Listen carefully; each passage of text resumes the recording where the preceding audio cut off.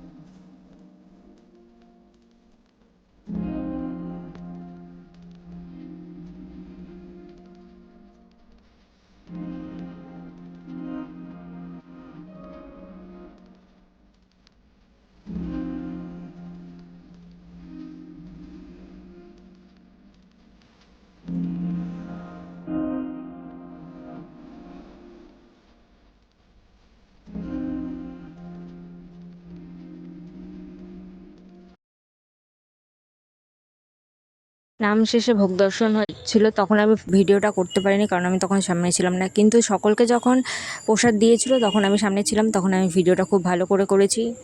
আর এটা আমার প্রসাদ পাওয়ার টাইমে খিচুড়ি ছিল, লাবড়া তরকারি ছিল, কিন্তু আমি ফল প্রসাদের ভিডিও করতে ভুলে গেছি। এছাড়াও চাটনির ভিডিও আমি করতে ভুলে গেছিলাম। আমার চাটনির ভিডিও টাইমে আমার ছিল তালের বড়া। ভিডিওটা ভালো লাগলে লাইক কমেন্ট শেয়ার করে দেবেন, আর চ্যানেলটিকে সাবস্ক্রাইব করে দেবেন। আর কমেন্টে রাধে রাধে লিখতে ভুলবেন না। রাধে রাধে সকলকে।